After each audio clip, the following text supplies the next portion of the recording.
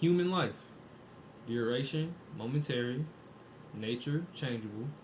Perception, dim. Condition of body, decaying. Soul, spinning around. Fortune, unpredictable. Lasting fame, uncertain. Sum up, the body and its parts are a river. The soul a dream in the mist. Life is warfare and a journey far from home. Lasting reputation is oblivion. Who do you get from that? Mm. Say the last part again. Say the last sentence again. Which one? Oh. Sum up. Right. Sum up of human life. The body and its parts are a river. The soul a dream and a mist.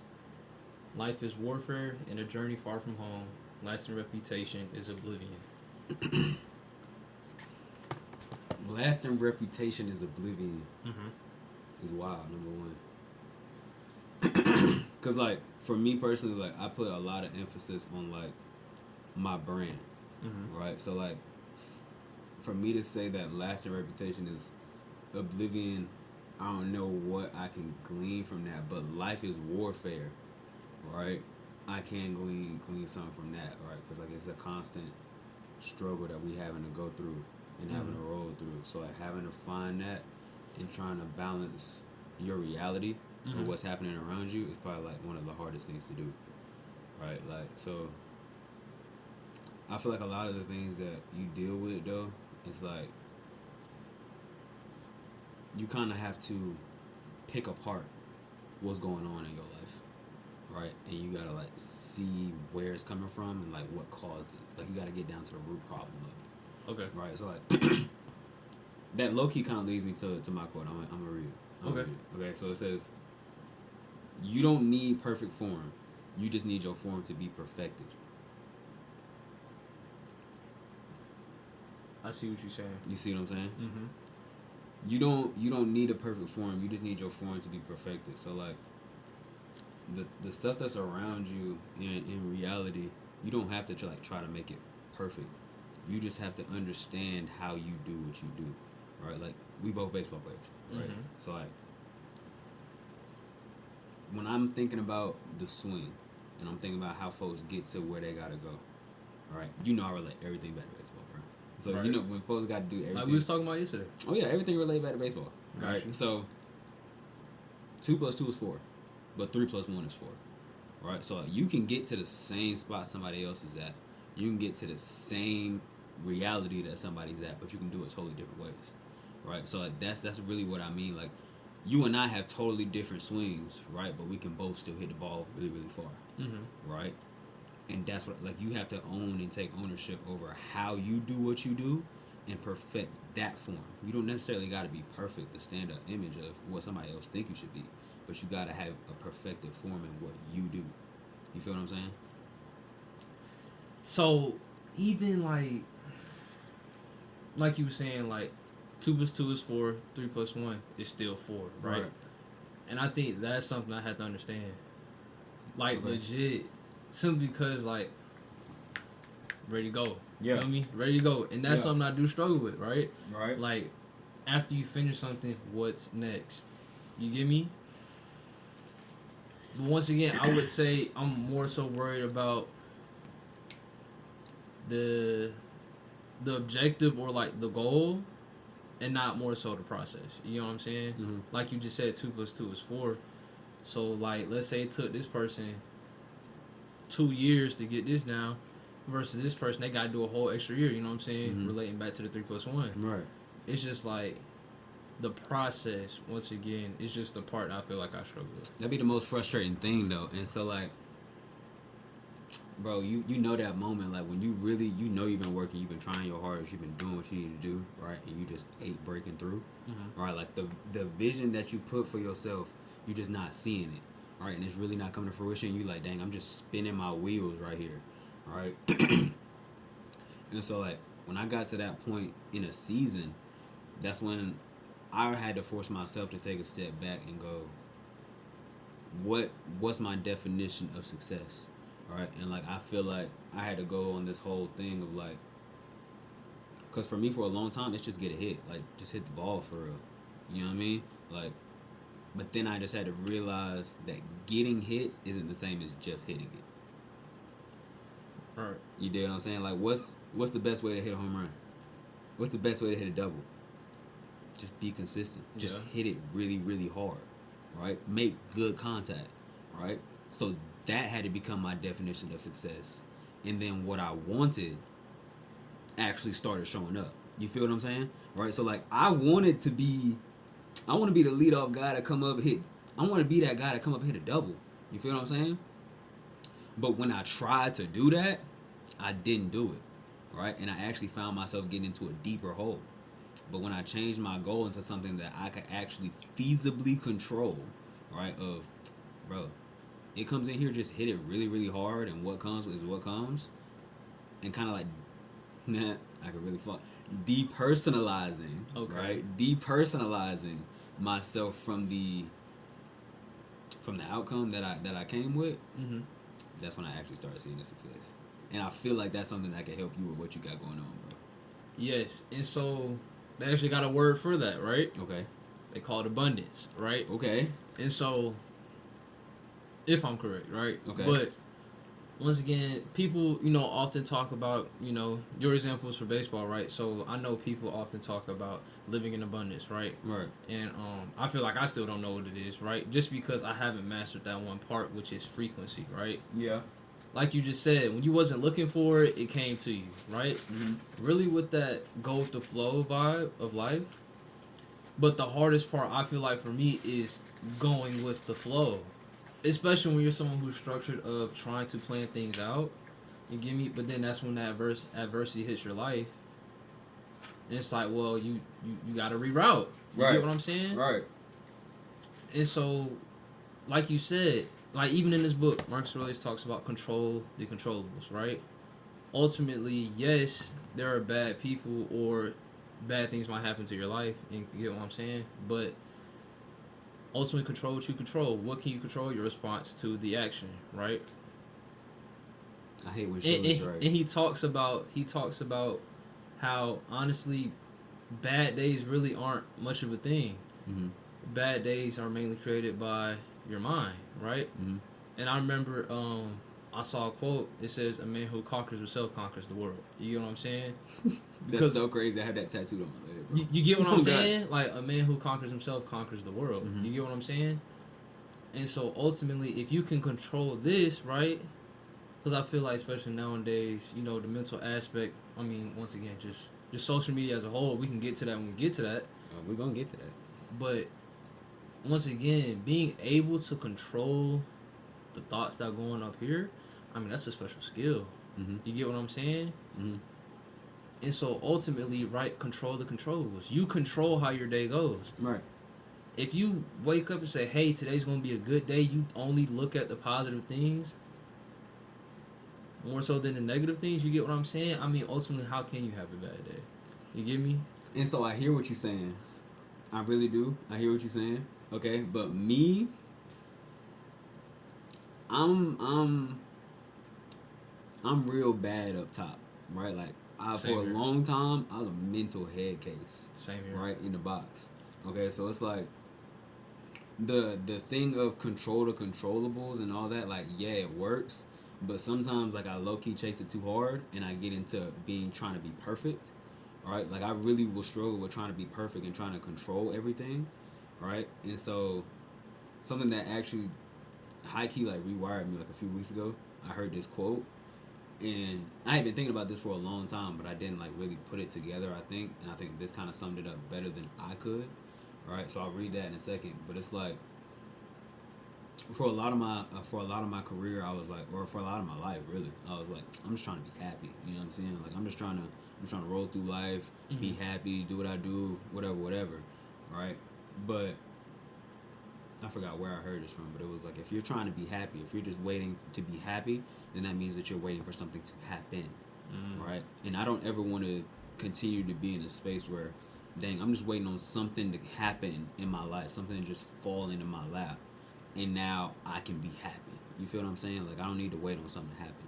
Okay, so then I was like, all right, bet. Well, I'm just gonna try to have peace, right? Like I feel like peace would be better in my mind, and I still feel that way, right? Which then brings me to my quote, and it says, "If your peace depends on everything going right, that's not peace; it is control. That's not peace; it is control."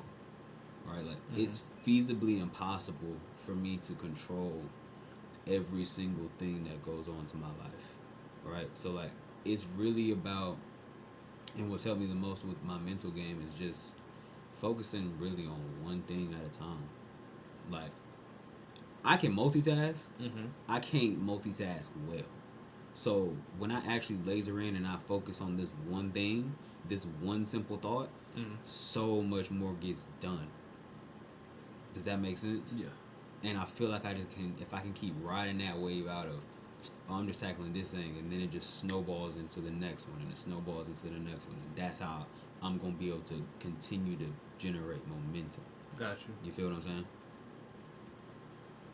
And even going back to what you were saying, once again, just really on that topic of controlling the controllables, like you said, like you have a bro. I genuinely do, and I'm not afraid to admit that. Oh right? yeah.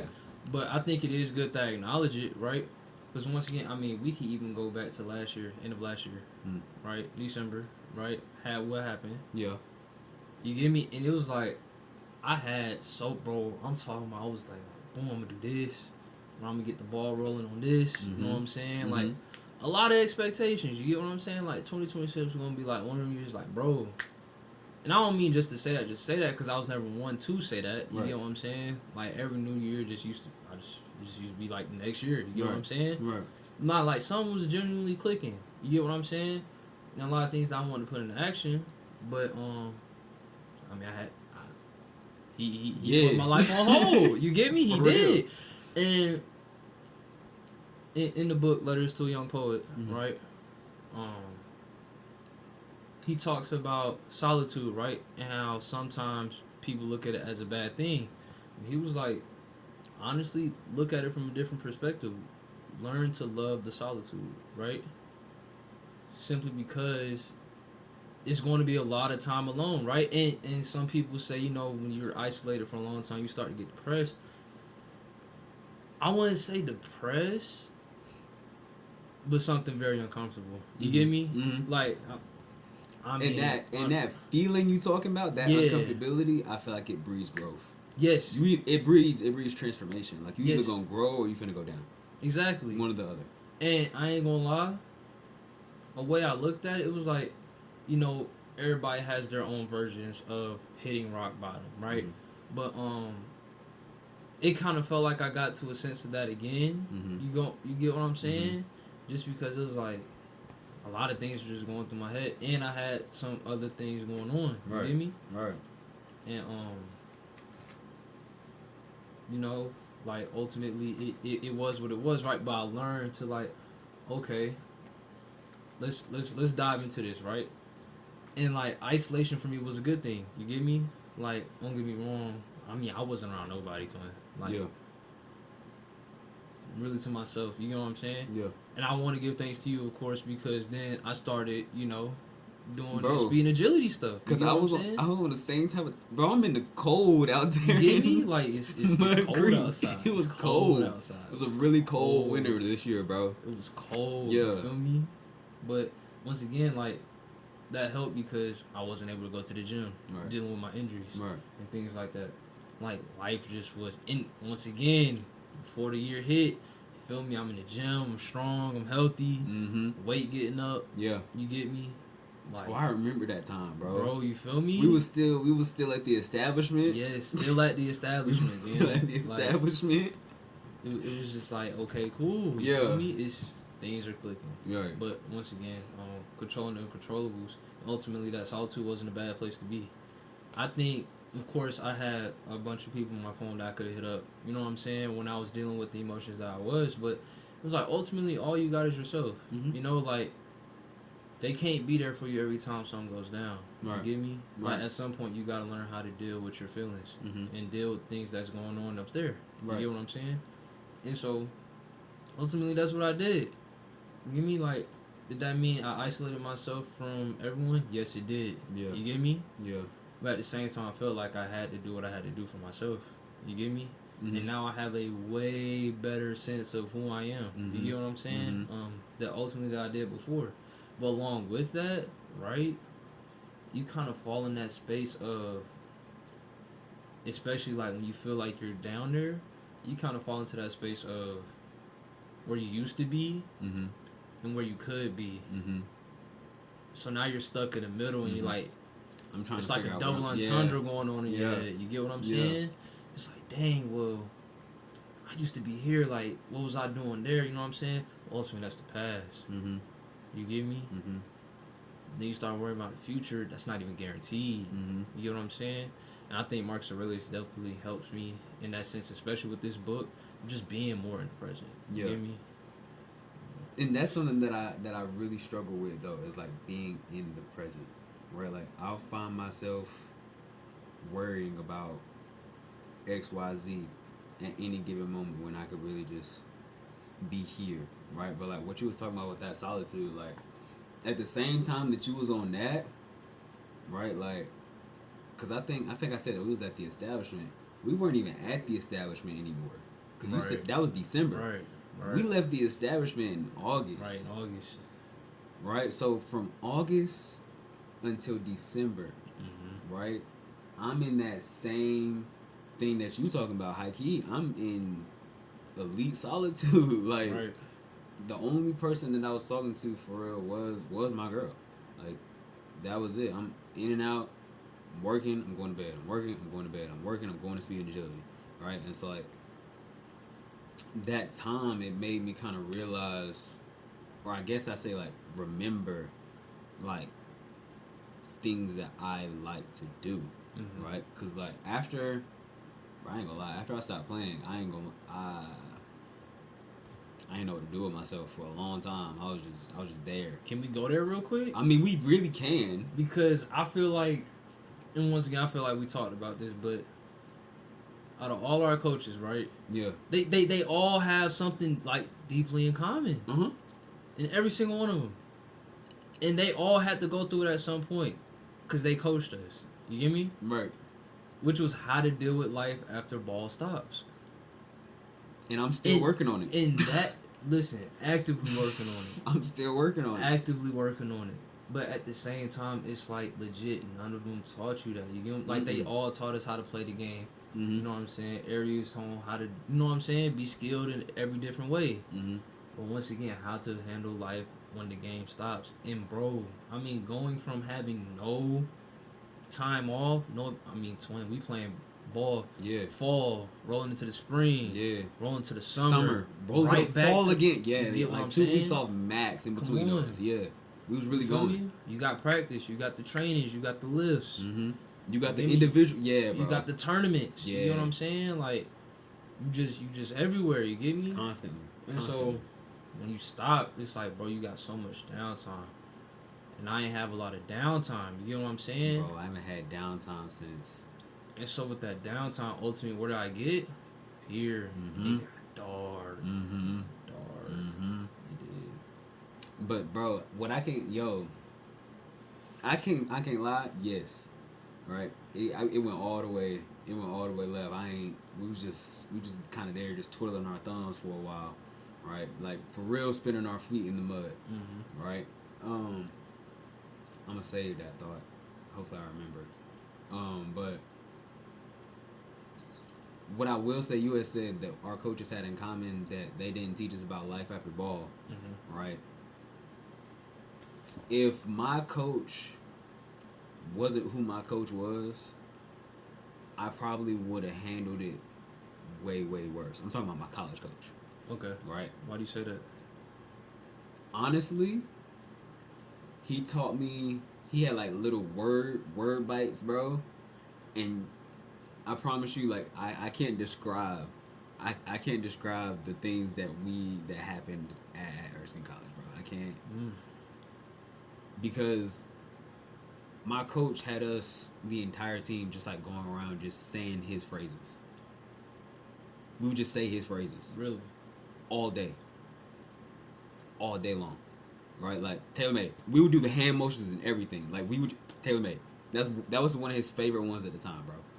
And so he was like, anything that happens in your life is tailor made. It's just for you, right? So any ground ball that we got, right? And he was like, hey, it's tailor made. Tailor made don't play. It was what it was. It was just for you, right? And you're supposed to handle that. You're supposed to do what you got to do, right? And he had another one. It was like he would always say when we got to the gym, he was like, yeah, I see y'all stacking days in here, right? You stacking days, right? And so when I think about those, and remember I said the other day, everything relates back to baseball. So like these experiences I'm thinking about are what ultimately helped me kind of like start coming out of wherever I was, right? And it's like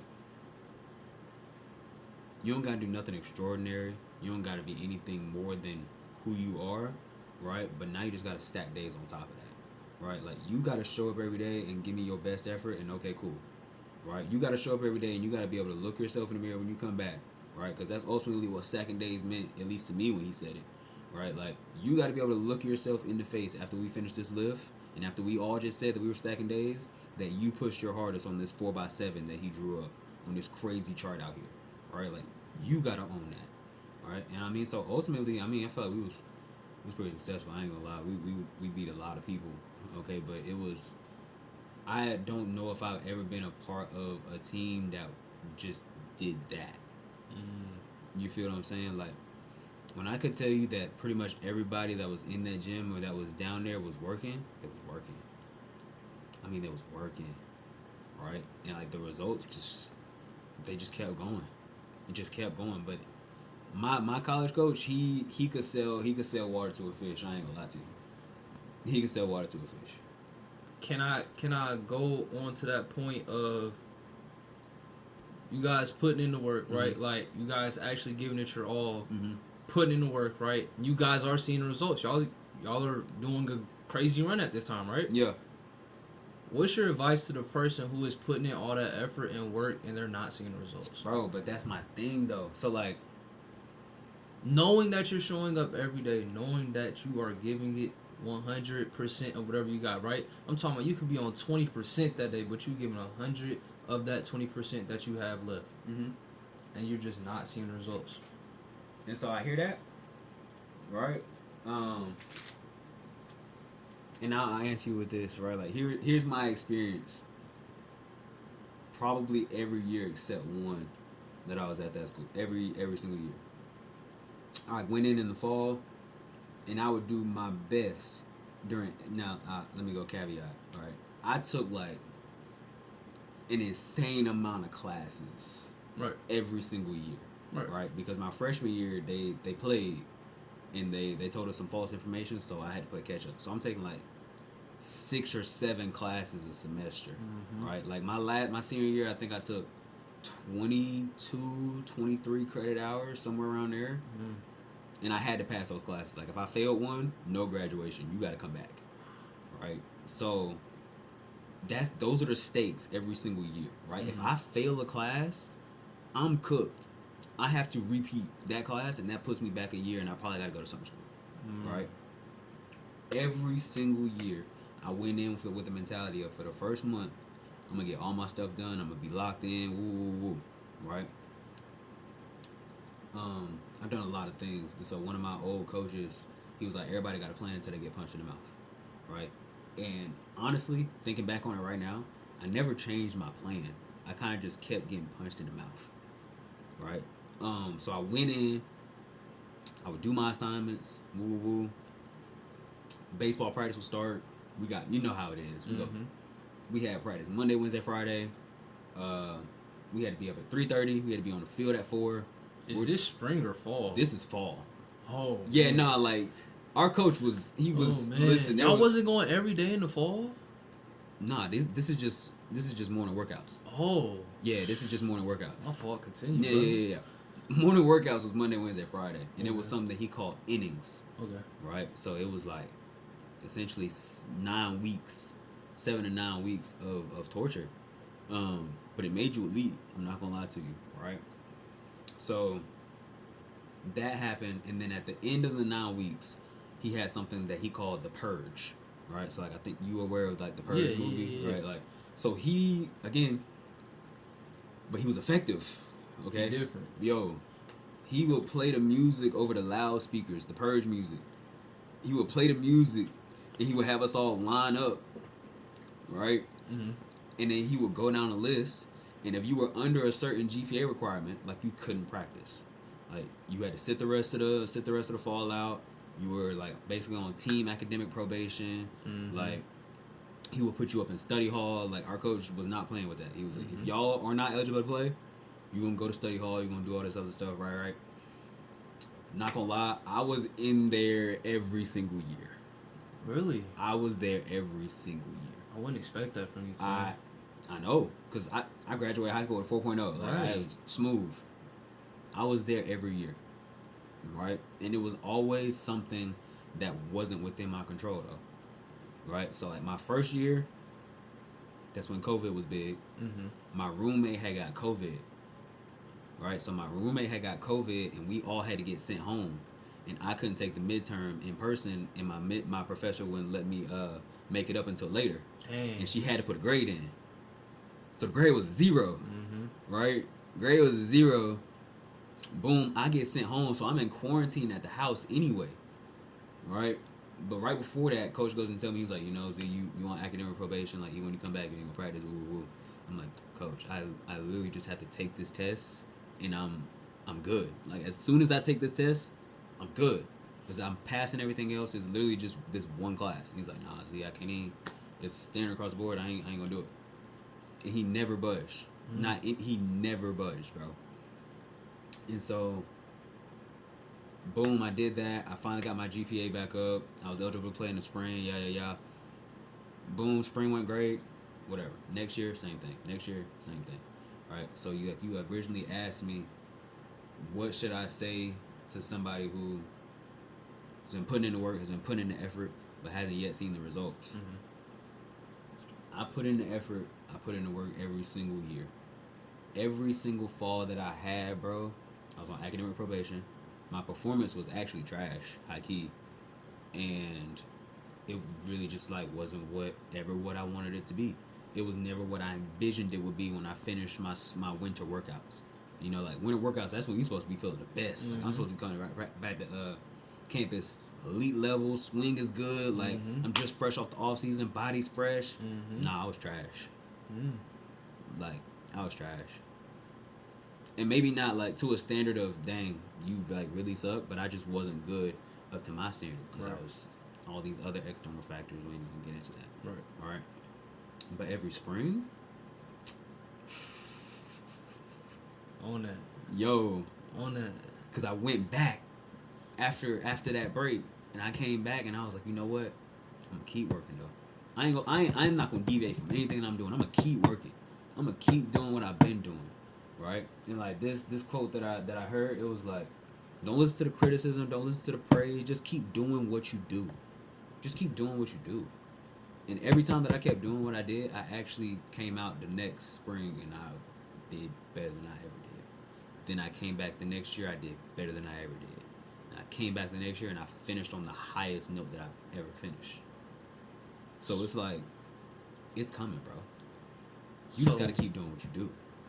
So would you say that, just trying to get a glimpse at what your mindset was, because once again, this is like in the fall, bro. Like I done had a bad fall. You get what I'm saying? Like, I remember I came in, bro, fresh off wishing a natty, right? That summer.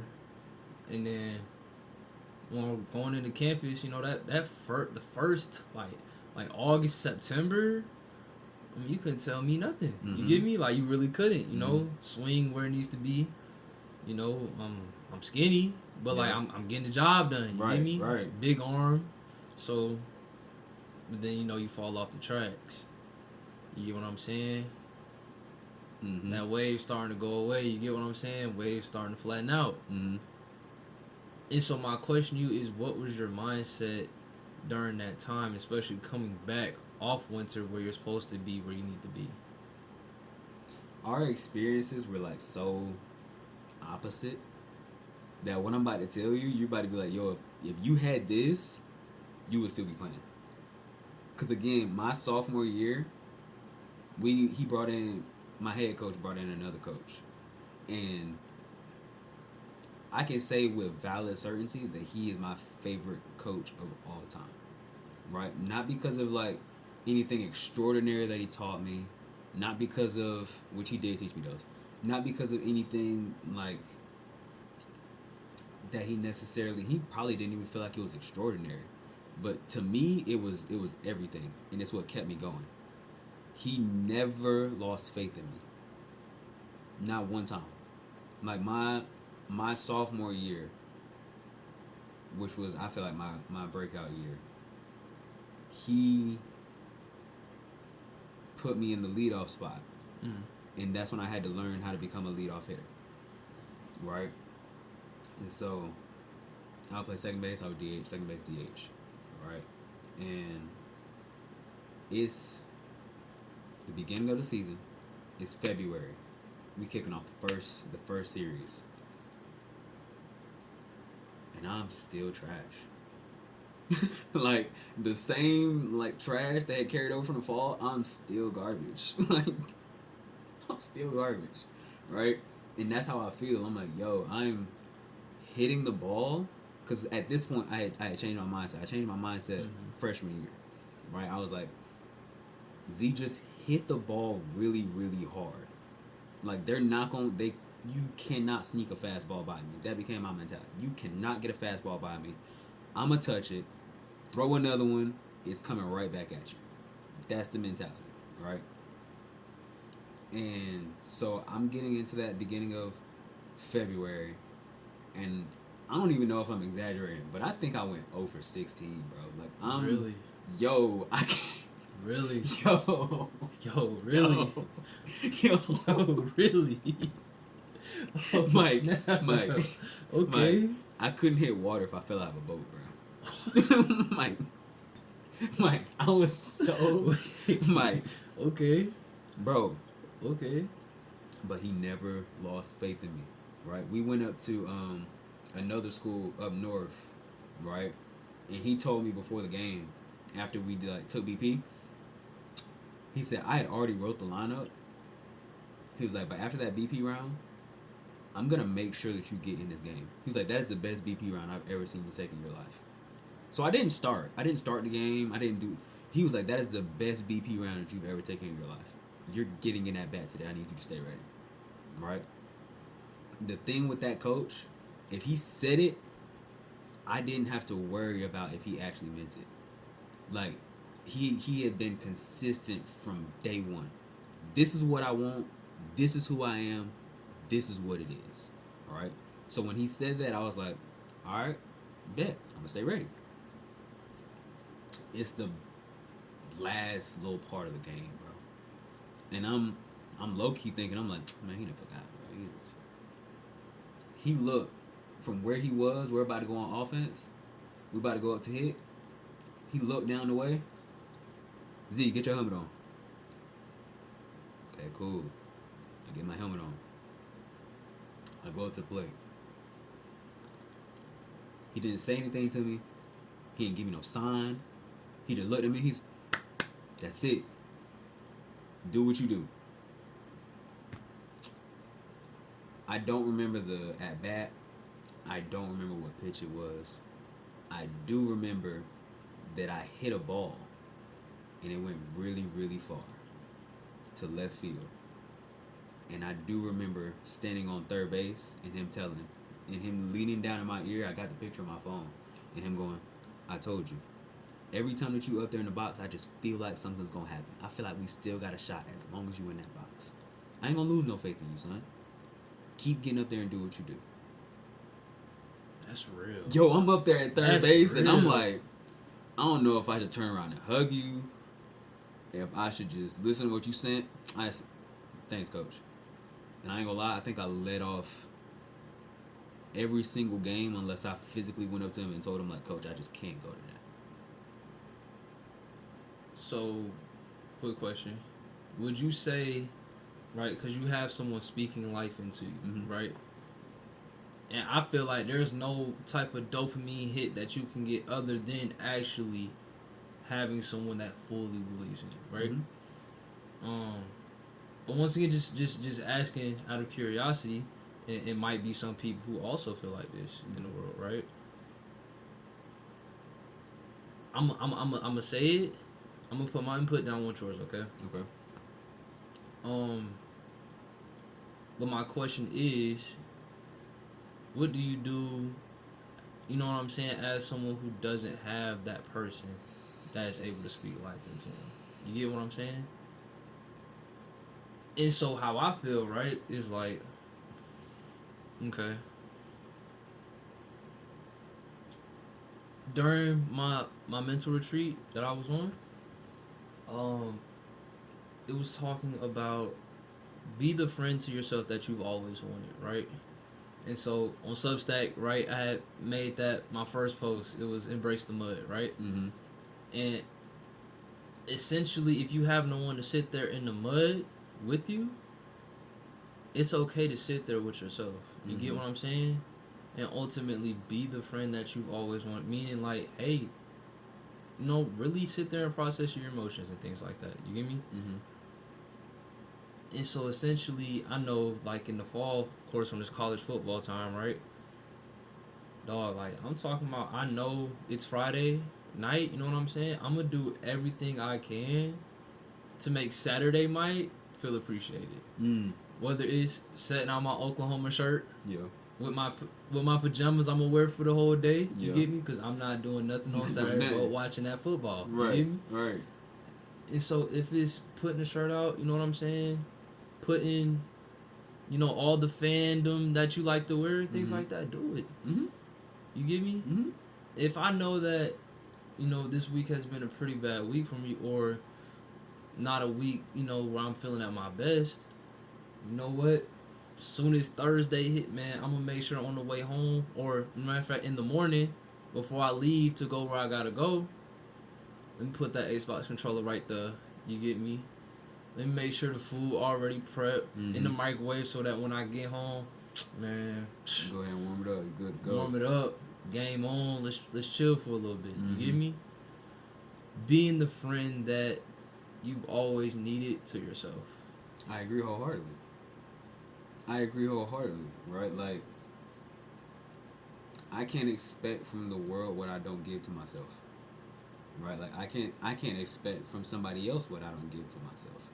Right? So like, there's a whole different level of I gotta show myself love, and like I feel like it's really hard to do that in days like today, because like it takes you gotta be intentional, right? Like you gotta be intentional. It's like the what you said. I know I've had a long day, so like let me go ahead and do this, right? Like, oh, I know I've had a long week. Oh, let me go ahead and do this, all right?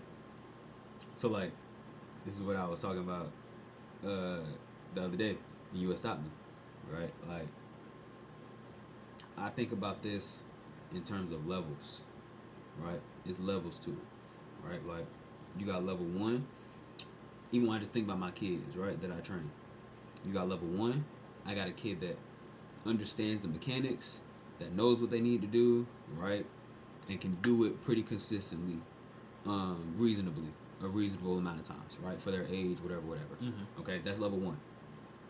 Level two is being able to take that knowledge, right? Take the knowledge of level one and apply it to the game, right? And apply it to the game, right? Like, and that's where a lot of people like really just get stuck.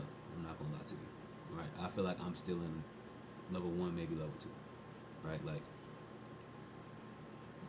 I take this knowledge and I apply it to the game. So like, when we're playing baseball, right? We're up getting ready to go into the box, Mm-hmm. right? What's the first pitch that you feel like you're gonna get 9 times out of 10? 9 times out of 10. Especially high school baseball, bro. Oh, fastball outer half. You know the knowledge of level one. I'm probably gonna get a fastball on the outer half, right? But now you can apply the knowledge that you have to the game. I know it's coming. I'm about to go ahead and be cheating on that swing, and I'm swinging. I'm gonna hit my double, right? Boom, you apply it to the game. Level three is using your knowledge, using your skill of the game, and manipulating the game, right? that's a whole different level that I ain't touched yet. Right? Being able to manipulate the game, being able to manipulate the reality that's around you, I ain't touched that. Right? That's like when you go into the box, right? You swing through a slider on purpose. You swing through a slider that you know is gonna bounce on purpose, right? You're 1-1, 2-1. You look stupid on that, right? So now it's 2-2. You get back in the box. He's thinking put away. You're thinking cookie, right? I'm manipulating the game because I just showed you I can't really hit a off speed pitch like that. Whole time I'm baiting you into throwing it again, and when you throw it again, bink. You feel what I'm saying? Now I'm manipulating the game with what I know, and I'm manipulating you into doing what I need you to do. Does that make sense? I've never thought about doing that in game. Have Yo. you done this in the game? Yes. Oh my gosh. I've never thought about doing that. My base running was good solely because of this reason. Like that, it sounds like it could work a lot of times. Like I feel like That's 8 times out of 10. That's what all the great people. That's what Barry Bonds said he did it. Really? Freddie Freeman did it. Right? I never thought of doing Everything that. relate back to. Okay. That's why I think, bro, for me, baseball was the best game I could have stuck with, yo. Because that's how I think about stuff. This is level 1, this is level 2, this is level 3. Right? So people talk about manipulating their reality. They talk about the abundance that you talk about, whatever, all that other fun stuff. All that's the level 3 that folks is getting to. All of that stuff is level 3 that you're trying to work through. Bro, level 1 is self-love. Y'all don't have level 1. Y'all don't have level 1. You don't know yourself. You don't know nothing about you. Right? That's base level. You feel me? You're trying to get to level 3. You ain't did a tutorial. You feel me? So boom, once we get level 1, okay, cool. Now I can bounce to level 2. Okay, I'm in a situation. Nah, I know how that's gonna go. I know how that's gonna make me. Nah, or like what you said. Oh, I know I done had a long week. I know I done. Let me go on and just. Right. That's level 2 because I know me. I know my mechanics. My form don't have to be perfect, but I gotta be perfect in my form. I don't know nothing else, but I know me. That's level 1. You feel what I'm saying? I see what you're saying. And then once you got 1, 2, now you can get to level 3. But we can't skip no steps. Let's focus on level 1 real quick. Okay. Right? So, you spoke about knowing yourself, right? Okay.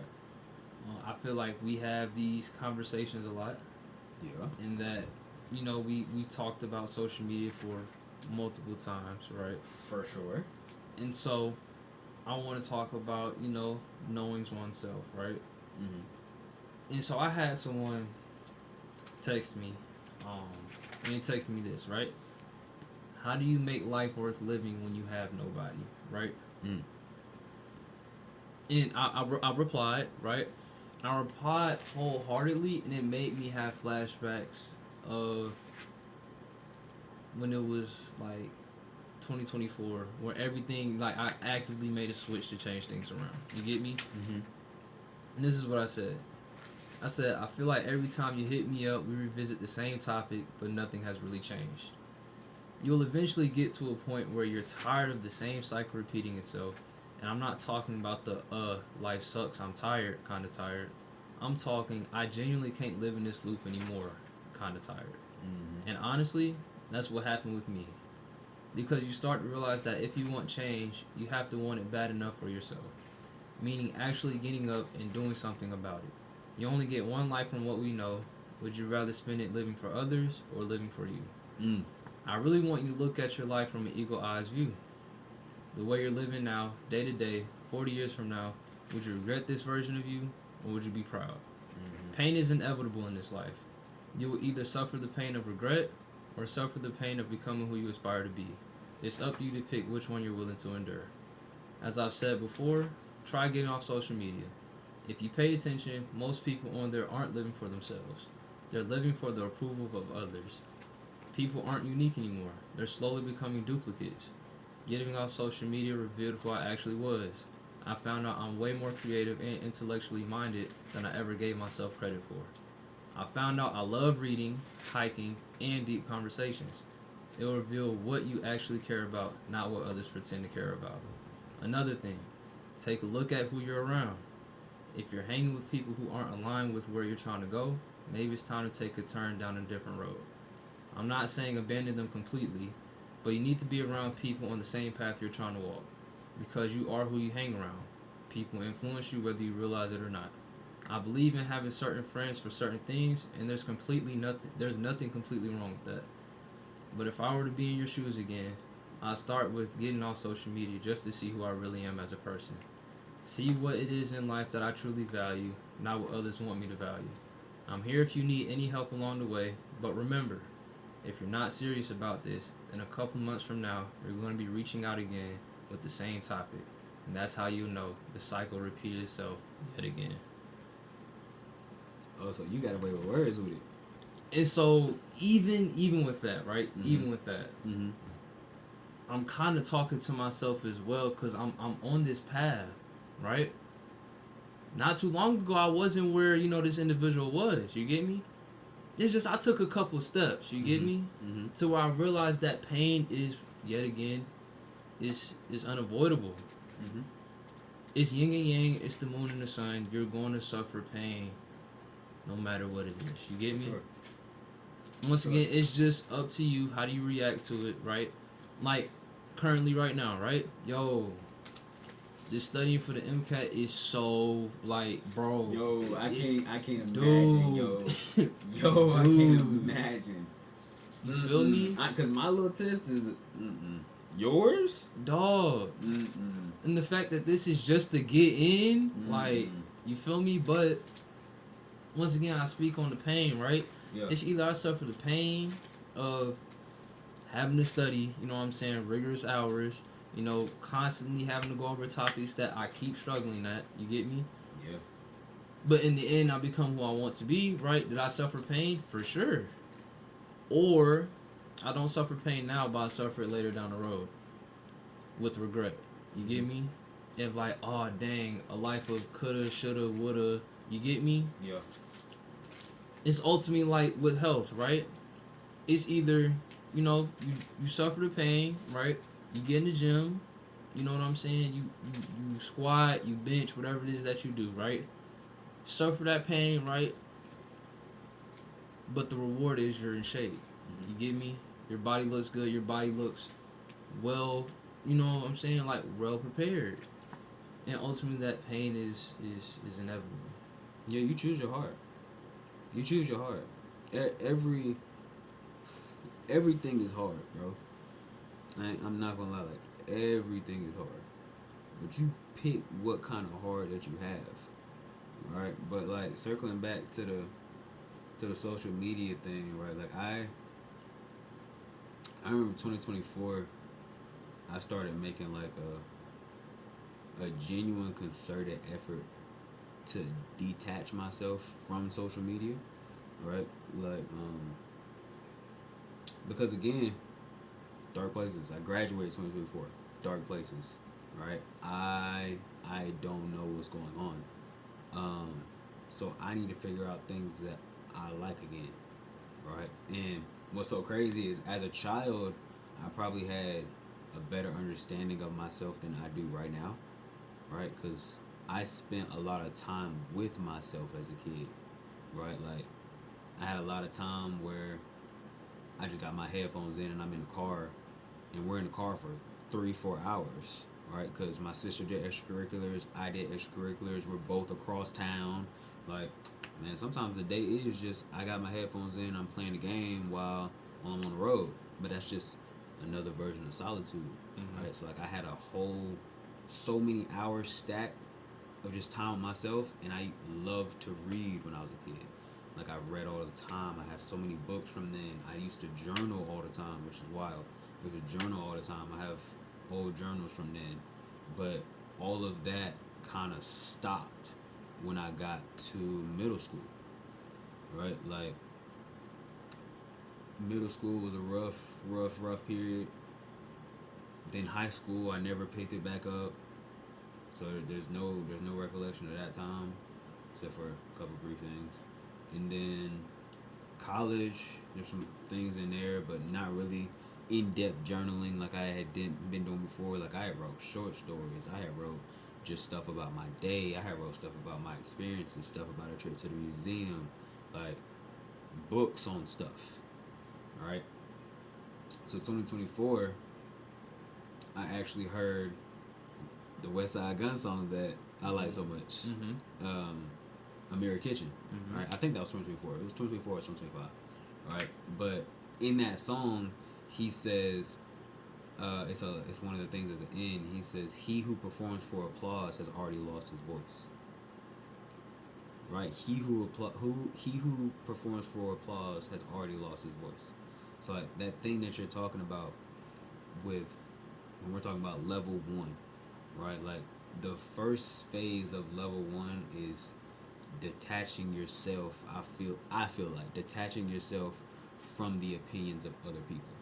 Like because we have so much social media, because there's so many people's opinions coming at you, we're inundated with so much information all the time, right? Like I feel like it is extremely important that we separate ourselves from the opinions of others, right?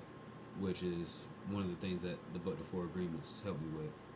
Right? I think I talked to you about it. Yeah, before, you did. right? You did. But detaching yourself from that, it allows you to find that inner voice that helps you master level one, if that makes sense. Yeah. Right? Like putting yourself into that moment of solitude of, man, I ain't really going out right now. I'm just chilling. I ain't doing all that. You ain't. I'm not on Instagram. Right. There's not a lot. If I do pop out with a video, it's a video of me hitting. That's about it. That's about all I got for y'all. All right, like, cause I'm not performing for y'all. I'm not doing anything like that. Like, I'll probably start posting more, in the near future. But And honestly, that's because I did my first social media detox junior year of high school, so 2021. Yeah. You ahead of me. Yeah, it was 2021. Yeah. I did my first social media detox. Did it for 30 days. I had seen a video about it on YouTube, right? Okay. So I was like, okay, 30 days. You know what I'm saying? Wasn't hard. Along with that, I did 30 days of taking cold showers every day. Taking a cold shower every day. Wait, right? junior year? Yes, junior year. Morning workouts? Yes. No. Yes. Yes. No. Yes. No. Yes. Was And this so, during morning workouts? This was around. Matter of fact, I think this is during the season. I think so. This is spring. Oh, okay. You're still a crazy man. Yeah. Still a crazy man. And so that's when I liked it. You know, I wasn't against it. I was like, okay, this is pretty cool. Just because I realized that, and this really confirmed my answer later down the road, because junior year was the first time I did it. I didn't do it again until January 1st, 2024. Wow. Right. Wow. Right. Okay. You get me? And so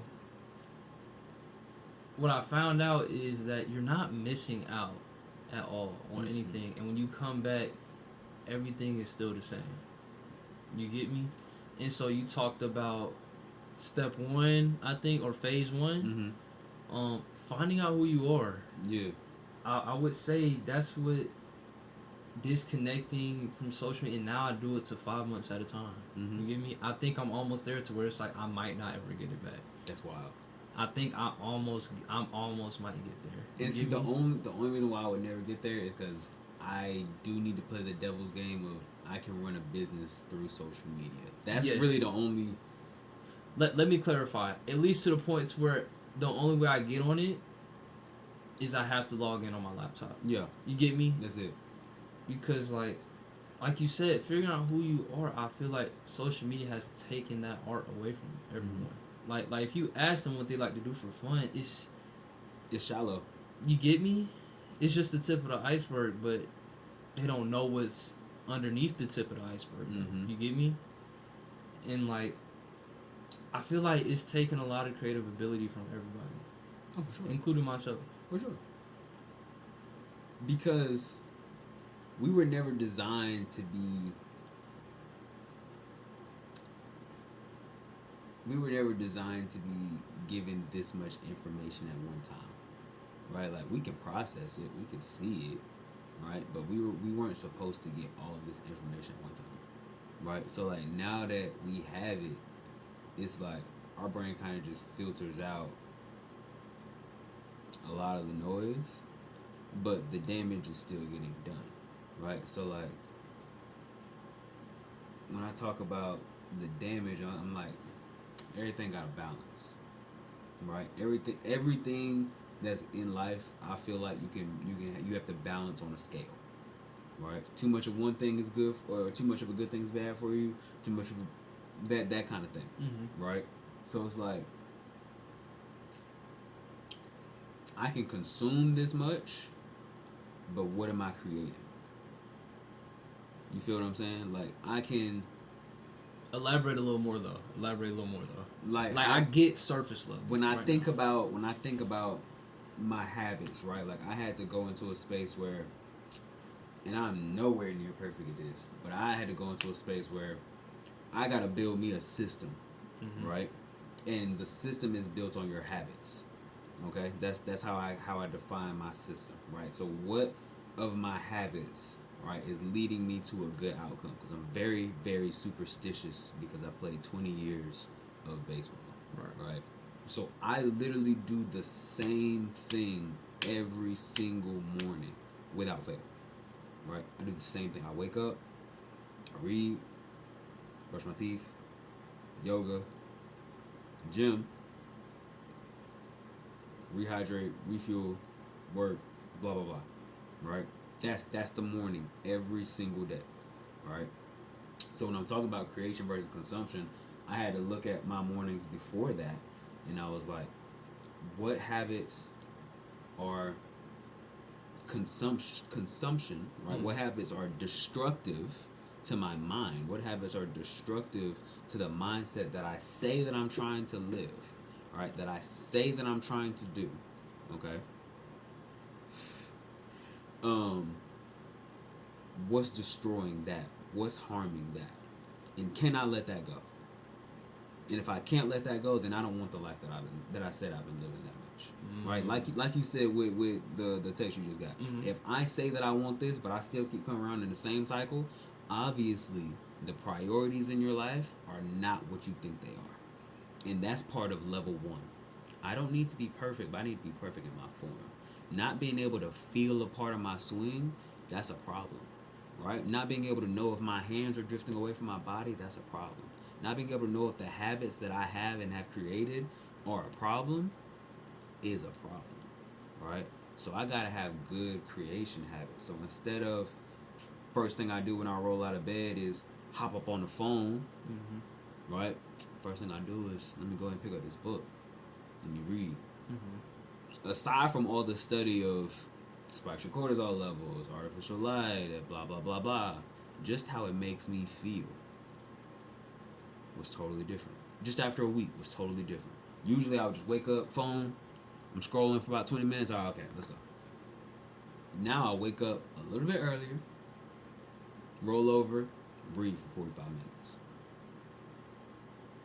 And the peace that comes through after that, because after the next alarm goes off, all right, cool. Let's go ahead and brush our teeth and get ready for the day, right? But that's the balance that we gotta have. Just like if I'm in my swing and I'm like, these hands are a little bit too far. What we do? We bring them in. And now we go at it, oh, that feels way better. And now you stick with that and you groove that. You see what I'm saying? Yeah, everything's going to come out of baseball. Every single conversation. Yeah, even off that end, really just riding the wave, right? Yeah. Riding that wave until you force to have to find another one to ride. You know what I'm saying? You constantly going to have to make adjustments. And I think that's what you was getting at, right? That scale, trying to balance it, right? Yeah. Because it's never going to be at equilibrium. It's just going to slightly up. Okay. You get me? And I think that's where I got with, the social media, just consuming it in moderation, right? Like you said, used to be heavy like this. Right. And then ultimately, switched once I started, deleting it and replaced it ultimately with books. Like screen time went from 10 hours a day to about 2 hours a day. You get me? A good 2. A good 2. Because a lot of times you gonna pick up the phone, you like, wait, I don't ain't even even got need this. nothing. I don't even have it. Got nothing, Don't even have it. And it forces you to really be present and stuck in the present. You know Yes. what I'm saying? Really living in the moment, being where your feet are. Yes. Yes. I have That's one more huge. question. One more question. One more question. Just At one? least at least something to read. Okay. This is from Letters to a Young Poet. Okay. Right?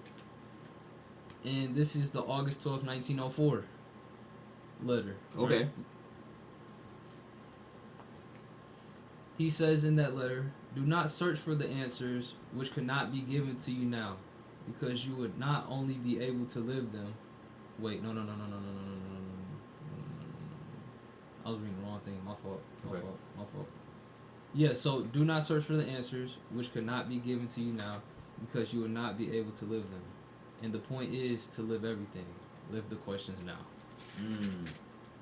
Going back to that point, making sure that we live in the moment, right? Mm-hmm. And in this moment, right, the guy that he's writing to, his name is Mr. Capus. Mr. Capus, once again, is a young Austrian military officer, right, for his country, and is trying to perfect, poetry and things like that, and is writing to Mr. Rook, who is a poet, and he's looking for critiqueness and things like that. But honestly, each letter is Rook teaching Mr. Capus, hey, you don't need me as much as you think you need me, right? Mm-hmm. So because I'm giving you these little hints and you're figuring out as you go. He was depressed at the time, right? He was like, honestly, don't try to fill that void with a bunch of nonsense. No, actually be there. Mm-hmm. Accept it. Mm-hmm. Don't shy away from it. Mm-hmm. Because ultimately, everything around you is growing. Everything around you is constantly changing. Mm-hmm. Right? Just like how I was having this talk with one of my homeboys last Sunday. He had pulled up on me. He was like, you know what? Right now, everything is slow, but it gotta get slow before it can get good back good again. You get what I'm saying? Like it has to go bad before it can get good again. Mm-hmm. And so I'm thinking about that. Everything around us is changing. Think about it, trees and leaves, right? When fall comes, pretty. You got the orange, you got the red, you got the little yellow. You get me? Yeah. It looks real good outside. When winter comes, it look dead outside. It really is gloomy. It's cold. Right. You know what I'm saying? We know about that cold. It's cold. We know about that cold. Then as soon as spring hit, boom, the flowers back popping. You get me? Yeah. And going back to that, it has to get slow before it can get good. Which is why I'm really feeling like these next 2 quarters, it's about to be good. Because it got slow. I had to sit out. I had to sit on the bench for a bit. Mm-hmm. Mm-hmm. Coach getting ready to put me back in the game. Okay. You feel me? Okay. But I wanted your thoughts on that. Let me. I watch a lot of podcasts, Mm-hmm. right? So there's a podcast that I watch called what's it called? Curiosity Theory. Mm-hmm. Curiosity Theory, right? And it's literally just, I want to say 2 doctors. I'm not sure if they're both doctors. I know one of them is a doctor, Mm-hmm. right? He's an astrophysicist or something crazy, Okay. right? And like, they had talked about this, but they didn't talk about this. So I'm gonna say what he said, and I'm gonna bring back to what we're talking about. Okay. Right. So he was talking about the creation of the universe and like how that happened and all that fun stuff. Right. So he was like, Are you talking about the black astrophysicist? Okay. Right. And so he was like, yeah, the Big Bang happened. It was a big explosion. Mm-hmm. All that other stuff, and it dispersed the energy. And all the carbon, all that fun stuff. We both know how that all went through, right? Boom. So that happened, but that gave birth to the life that we have today. If that never happened, right, we don't get the carbon that is in our bodies today. We don't get the nitrogen that makes up, the atmosphere. We don't get all these other things that have now come into fruition. Absolutely. Okay, so now I'm saying what you said, right? We got winter every year, right? And it's gloomy. Trees are barren. The grass is yellow, right? All that stuff, right? But then spring come. And what happened? Everything get green again. Flowers start blooming, right? The leaves come back, and it's a never-ending cycle. Like from destruction breeds creation. Like when you destroy something, it also gives you a avenue to now build something new and something better. Right? Like I was a kid, play with Legos, bro. I knocked my Lego blocks over crazily, right? But then I would build some new fantastical structure, and then I destroy it again, and I'd build another one, and then I destroy it again and build another one, right? But what's so great about this is that once you get to a certain level, you can just do that on command, right? Like who said that? After difficulty comes ease, right? I listened to you heard of Minister Farrakhan? Yes. Minister Farrakhan. After difficulty comes ease. It's gonna be hard, right? It's gonna be hard. Then it gets a little easier, right? But then it gets a little easier, right? So what I'm saying is like yeah, I can destroy what I have. This destruction can happen. I can hit rock bottom. I can do all of these things, right? But that doesn't mean that I lose the experience of what I had, right? That don't mean that I lose all of the experience just because I go all the way back to rock bottom and I gotta start over again, right? Like I feel like that's one of the biggest things that my coaches taught me is that when failure happens, right? Now you got something to learn from, right? Now you have that experience behind you, okay? Like a couple people do when they get to the top of their career, they get to the height of their career, right? They're seeing all this success, and then they just go branch out and do something different. And you like, why did you do that? Now you're a beginner again. But I feel like that's what the best people do when they get to a high level like that, right? Is like they just like, let's go start over something else. Because what does that mean? That means, oh, I destroyed this version of myself, right? But I'm creating this new version of myself that does something different. But that doesn't mean that I lost the success of what I had over here. I can take this mindset that I had over here and just bring that with me over here. Does that make sense? Yeah. Like I can really just And ultimately, you're gonna learn something new. I got by level diverting. I got level 3 over here. Mm-hmm. That knowledge is not everything is everything. Mm-hmm. Right? That knowledge doesn't go anywhere. I can take this same knowledge, this same mindset, and apply this somewhere else, right? And so now I can take this level 3 and advance from level 1 to level 2 so quick and make people head spin, right? And I go from level 2 to level 3, and man, now I can master something else. Mm-hmm. And every experience is teaching you something new. So like the overall mastery that you're gaining over yourself, the mastery that you're gaining over seeing reality, the mastery that you're gaining over managing reality, just gets better and better and better because you can create a new version of yourself by destroying the old one and keeping the knowledge that they had and moving on and doing it again. You can always build something better. And there's nothing that's perfect. I can always do it better. I can always hit the ball hard. I can always hit it farther. I just gotta break this version, keep what was good, chameleon that thing and change it into something else. That's all I gotta do. It's not hard. It's just chemistry. I learned chemistry in high school, man. It's not rocket science. You feel what I'm saying? Hey, and that's why. I greatly appreciate you, bro. Oh yeah, for sure. My dog. Oh yeah, for sure. You be really diverting, and like you said, I got level 3 over here, Mm-hmm.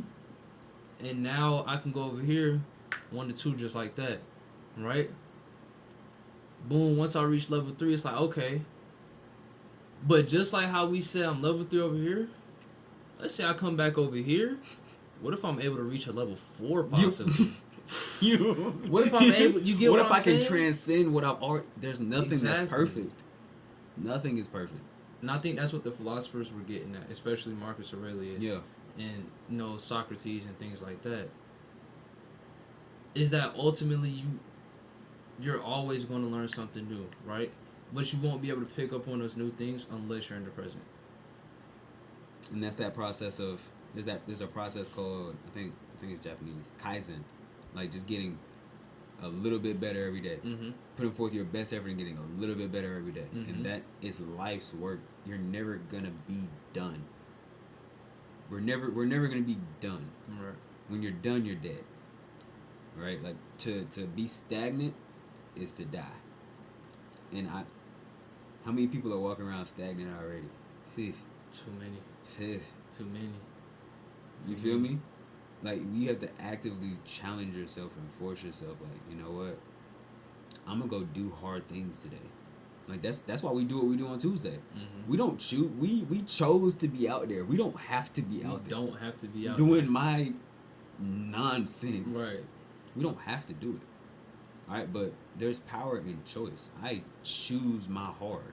Mm-hmm. Right, and I choose to sustain the pain that I have chosen. Right, like most of our pain is self-chosen. That's Khalil Gibran. That's one of my favorite poets. And we'll talk about that probably later. Most of our pain is self-chosen, right? So I know that. But every single pain that I have in my life, I want to be able to say that, number one, I chose it, and number two, I can sustain it, right? Because if I don't choose it, somebody else is going to choose it for me. And I might not like what you choose. Mm-hmm. That's the umpire. I might not like what you call. You said, that's a strike? It bounced. You said it's a strike? That's strike 3, son. But maybe I shouldn't have let opportunity number 1, opportunity number 2 pass me by so I wouldn't have to wait on him to make that call. Because I chose that one. And when I choose it, I can do it on my own terms. But then, even if you do let those 2 go by you, right? And he says that is 3. Ultimately, can you still control your reaction to it? Mm-hmm. And go about, you know what? I know there's going to be another opportunity coming. Because now you go rock bottom.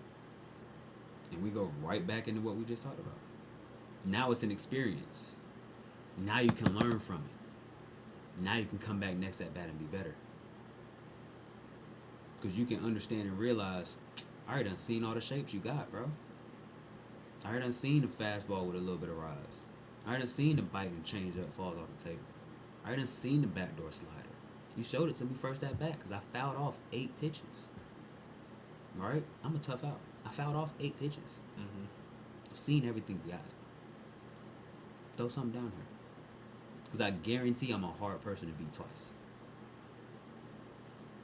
And that's just a philosophy I have in life. I'm a hard man to beat twice. You might be stronger than me, but you're not faster. You might be I faster. remember this talk. You can't run farther. Right. And you definitely might not be smarter. I'm a hard man to beat twice. Yeah. My dog. My dog. Greatly appreciate you. For sure. For sure.